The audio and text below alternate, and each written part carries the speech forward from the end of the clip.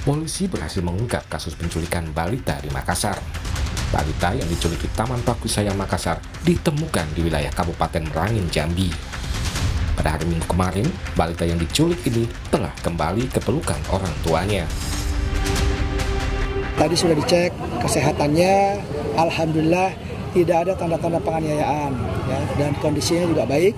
Secara psikologis juga sudah dicek, ya, dari Bu Kadis juga sudah ngecek semuanya, alhamdulillah dalam kondisi yang sangat baik. Anaknya juga ceria, ya, mudah-mudahan tidak mengalami trauma. Dan tadi di depan kami dari Polrestabes menyerahkan anaknya kembali kepada orang tuanya.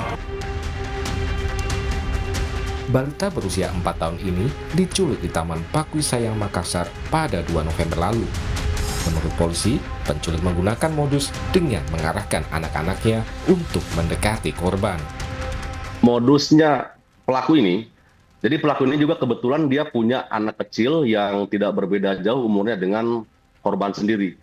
Nah, jadi pelaku ini mengarahkan anaknya juga, anak kandungnya untuk bermain-main dengan korban, sehingga ketika sudah dekat antara PO ini, antara korban dengan anaknya, kemudian diajaklah anak ini untuk ikut ke kediaman dari pelaku tersebut. Sehingga kalau kita ketahui ya dari video itu tidak sama sekali tidak ada ketakutan ataupun perlawanan dari korban karena sudah terlebih dahulu ada dekat ya. Setelah berhasil membawa korbannya, tersangka penculikan ini kemudian menawarkan atau menjual korban di media sosial dengan modus adopsi anak. Kapolda Sulawesi Selatan, Irjen Juhandani Rahardjopuro menyatakan balita yang diculik di Makassar sempat 3 kali berpindah tangan. Balita ini dijual mulai dari 3 juta hingga 80 juta rupiah. Polisi telah menetapkan 4 orang sebagai tersangka dalam kasus ini.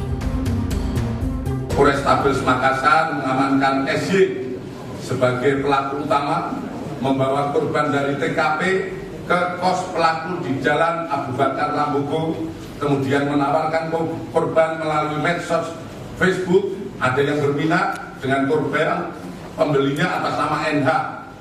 Hasil pengakuan asal dari Jakarta dan datang ke Makassar untuk membawa korban dengan transaksi sebesar 3 juta rupiah di kos pelaku. Kemudian korban dibawa NH ke Jambi, transit di Jakarta, dan menjual kepada AS dan MA, pengakuan NH sebagai keluarga di Jambi, sebesar 15 juta rupiah dengan dalih membantu keluarga yang 9 tahun belum punya anak. Kemudian AS dan MA mengaku membeli korban dari NH sebesar 30 juta dan menjual kembali kepada kelompok salah satu suku di Jambi seharga 80 juta.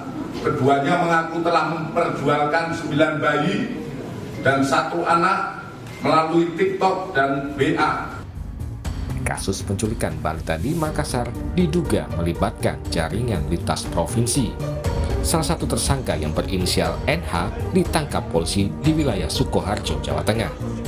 Dalam kasus ini, NH berperan sebagai perantara antara penculik dan pihak pembeli. Pelaku penculikan itu dapat korban terus diserahkan ke NH ini. NH juga diberikan kepada online lalu dijual. Ya. Ini berarti penerimaan pelaku anak ini di mana? Di sana. Iya. Sempat dibawa ke Sukoharjo? Belum. KPAI mengungkap saat ini marak grup-grup media sosial yang berkaitan dengan adopsi anak. Banyaknya penawaran adopsi anak tersebut patut diwaspadai karena bisa jadi modus penculikan atau perdagangan anak. Ini sebetulnya fenomena gunung es terkait data penculikan atau penjualan bayi ini. Dan per setengah jam yang lalu Mas Ihsan saya coba searching di Facebook ya, dengan memasukkan kata adopsi bayi, itu setidaknya saya sangat mudah menemukan misalnya adopsi bayi Jawa Tengah dengan pengikut ada 3.000 gitu ya. Kemudian ada ikhtiar bumil dan adopter dengan pengikut 7.000. Kemudian ada adopsi bayi wilayah Tangerang dengan pengikut 2.000. Jadi memang modus dan model penculikan atau penjualan bayi ini memang terus berkembang. Kriminolog Hanifah Hasna menilai kasus penculikan atau perdagangan anak makin marak akhir-akhir ini. Untuk mencegahnya, semua pihak harus berupaya mewujudkan ruang aman bagi anak, terutama di area publik. Perdagangan anak ini dianggap sebagai bisnis yang sangat-sangat menguntungkan.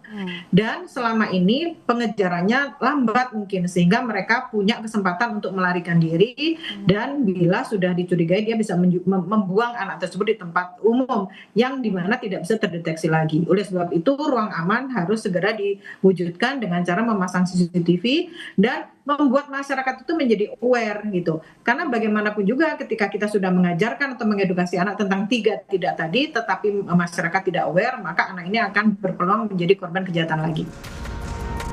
Langkah cepat polisi membongkar kasus penculikan anak di Makassar patut diapresiasi.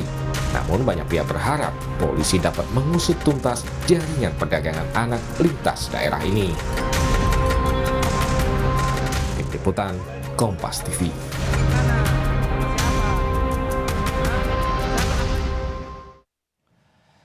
Saudara, polisi terus mengembangkan kasus penculikan balita di Makassar, Sulawesi Selatan yang ditemukan di Jambi. Polrestabes Makassar telah membentuk tim khusus untuk mencari pelaku lainnya. Setelah menetapkan 4 tersangka, polisi terus mengembangkan kasus penculikan balita di Makassar. Berdasarkan keterangan pelaku yang sudah ditangkap, jaringan ini merupakan jaringan lintas provinsi, di mana korbannya juga bukan hanya balita di Makassar, namun ada juga korban lainnya. Sebelumnya 3 tersangka mengaku telah beberapa kali menjual anak. Kasat Reskrim Polrestabes Makassar AKBP Devi Sujana bilang telah membentuk tim khusus yang terdiri dari Polrestabes Makassar, Polda Sulawesi Selatan, dan juga Bareskrim. Ia juga tidak menampik akan adanya tersangka baru dari kasus ini.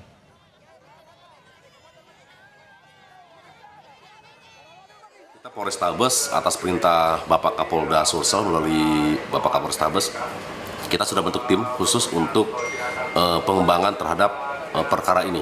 Ya, dari hasil pengawasan sementara kita sudah mendeteksi adanya korban-korban dari tempat lain selain dari Sulawesi Selatan. Ini semuanya masih kita dalami. Kita sudah bekerja sama juga dengan Bareskrim. Kita sudah koordinasi dengan Bareskrim untuk di backup. Mereka ini melibatkan jaringan dari berbagai wilayah, ya, lintas provinsi. Ya, kita masih dalami juga adanya tersangka-tersangka lainnya. Ya. Selain mencari pelaku lain, polisi juga menelusuri jejak digital dari grup atau media sosial para tersangka untuk berkomunikasi dan melakukan transaksi berkedok adopsi. Dalam kasus penculikan balita di Makassar, 4 orang sudah berstatus tersangka. 2 dari 4 tersangka mengaku memperjualbelikan 9 bayi dan 1 anak melalui TikTok dan WhatsApp.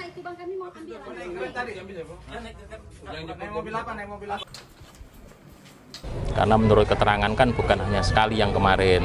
Nah, ini sekarang masih lakukan penyelidikan lebih lanjut, termasuk juga kita mempelajari jejak digital percakapannya.